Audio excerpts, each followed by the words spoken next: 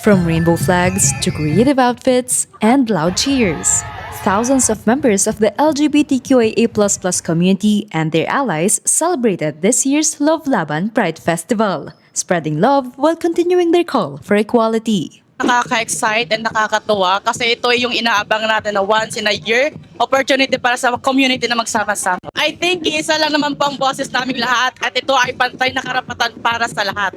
Regardless of your gender, identity, expression, size, and status. We're here po kasi we want to show our support sa event na binigay ng QC para sa community. You should experience na pumunta dito kasi makikita mo yung pagiging full potential ng pagiging bakla. Beyond the celebration, the whole day event featured 4 performance stages, Pride Villages, and the main highlight, Pride March, where thousands of members rallied for love, acceptance, and inclusion. Masaya po na tayo, nagtipon-tipon tayo dito para ipakita natin yung mga advocacy natin para ipaglaban ang LGBTQ. Sana po makapasa po ang SOGI bill para maging pantay-pantay ang mga LGBTQ sa mga batas na nakukuha natin. Spearheading the event, Quezon City Mayor Joy Belmonte highlighted the city's commitment to providing a safe space and promoting equal rights for all. This Pride March is a protest, a celebration, lahat-lahat na.